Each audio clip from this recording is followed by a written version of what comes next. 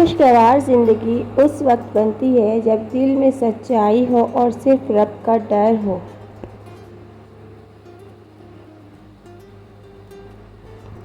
سجدے میں سر جھکا ہوا، نیزے پر سر بلند، اقرار بھی کمال ہے، انکار بھی کمال ہے۔ جس تاج کے لیے یزید نے یہ ستم کیا، وہ میرے حسین کے قدموں کی دھول تھا۔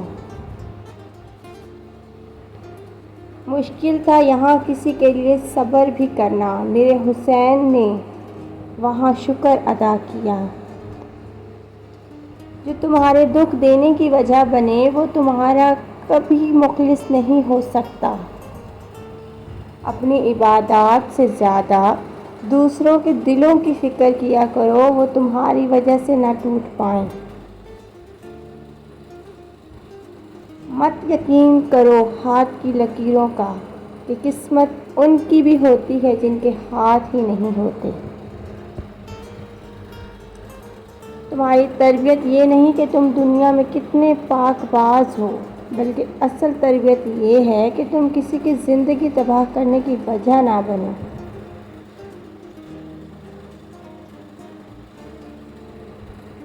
انسان کو دکھ تب ہوتا ہے جب اپنے ہی دکھ دیکھ کر دوسروں میں ہنستے ہیں۔ جو انسان اپنی ہی ماں کی قدر نہیں کرتا، وہ ساری زندگی اپنی عزت نہیں بنا سکتا۔ کبھی بھی خود کو چینی جیسا میٹھا بنانے کی کوشش مت کرو کہ چینی پہ مکھیاں زیادہ آتی ہیں۔ تم اپنی زندگی اور کردار کو مضبوط بناؤ، آخرت خود بخود سنور جائے گی۔ جو دوسروں کو گرانے کی کوشش کرتے ہیں، وہ پہلے خود ہی گر جاتے ہیں۔ اولاد کامیاب ہو، یہ خواب ہر والدین کا ہوتا ہے، پھر وہ مسلمان کی اولاد ہو یا غیر مسلم کی۔ اور آج کے معاشرے میں یہ نہیں دیکھا جاتا کہ کون مسلم ہے اور کون غیر مسلم۔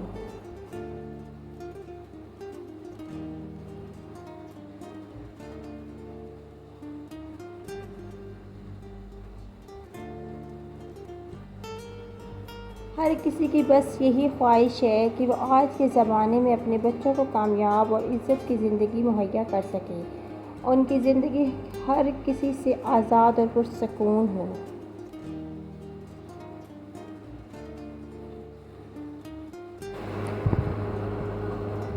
کیونکہ ہم جس معاشرے کا حصہ ہیں، یہاں اگر کسی پر انگلی اٹھائی جائے تو اس کو سوشل میڈیا کے ذریعے اچھالا جاتا ہے۔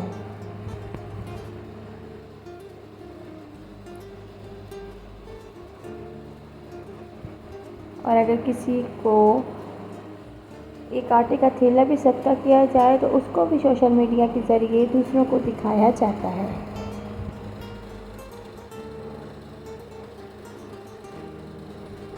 ہم کتنے سخی ہیں، دوسروں پر کتنے مہربان ہیں، یہ سب ہم سوشل میڈیا پر اپنا نام اسٹیٹس بنانے کے چکر میں کرتے ہیں۔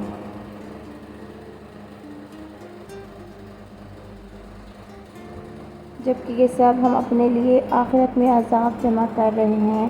یہ تو خدا کی قدرت ہر چیز پر قادر ہے کہ وہ حالات اور وقت پر ہی انسانوں کو پیدا کرتا ہے۔ اگر یہ سب اس دور میں ہوتا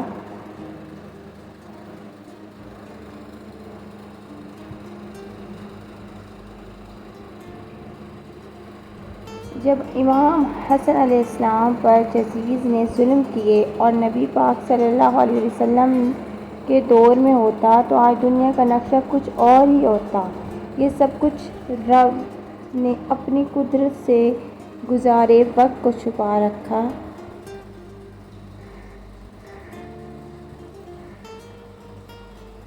اور صرف ایک قرآن پاک میں تمام حقیقت بیان فرما دی کہ جس پہ ہی عمل کر کے ہم کامیاب بن سکتے ہیں۔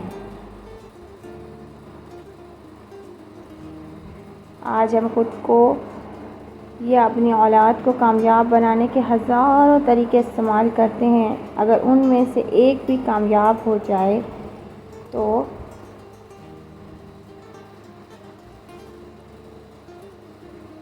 سب کے سب اس طریقے پر چلنے پر لگتے ہیں، مگر میرا خدا یہی فرماتا ہے کہ تم کامیاب صرف میرے راستے پر چل کر ہو سکتے ہو۔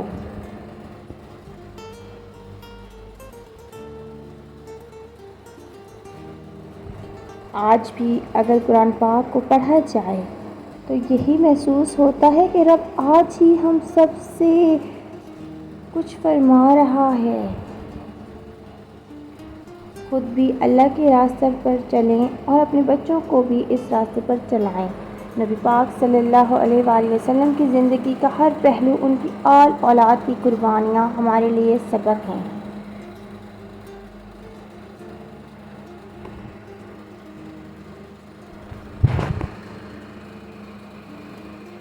اگر آپ چاہتے ہیں کہ آپ کی اولاد ساری زندگی ناکامی کا شکار نہ ہو اور ہر مشکل میں ہمت اور حوصلہ پیدا کرے تو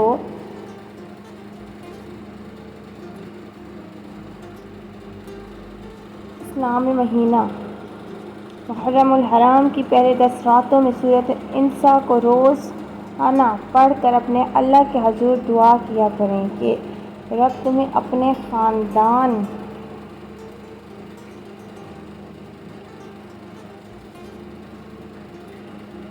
اپنے بیوی بچوں کے لیے اچھا ثابت کرے اور کبھی ان کی برائیوں کا شکار نہ ہونے دیں، ہمیشہ اچھائی اور نیکی کا راستہ دکھائیں۔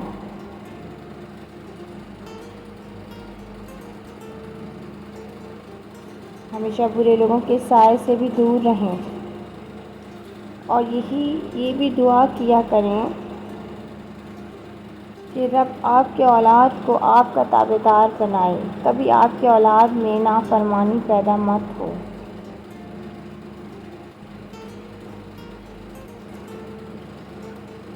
اور زندگی میں ایک بات ہمیشہ یاد رکھیں کہ کبھی بھی کسی یتیم، مسکین اور غریب کا حق مت کھائیں، ورنہ کبھی ان سے برا سلوک کرنے کی کوشش کریں،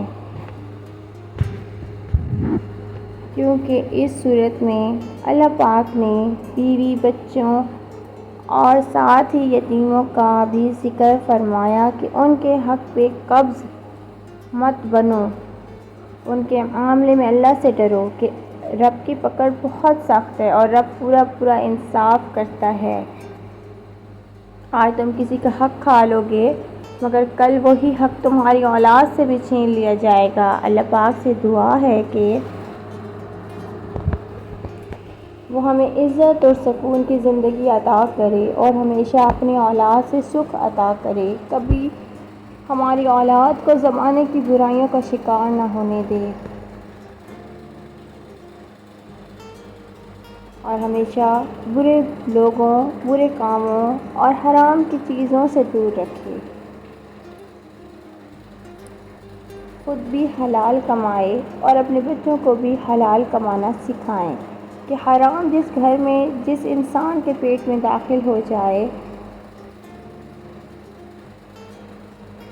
وہ ساری زندگی حلال حرام کی پہچان نہیں کر سکتا۔ اس کے بارے میں حضرت علی رضی اللہ تعالیٰ عنہ کا قول ہے کہ جس کھیت کو حرام کی کمائی کا پانی بھی لگ جائے اور اس گھاس کو بکری کھائے تو میں اس بکری کا دودھ بھی پینا پسند نہیں کرتا۔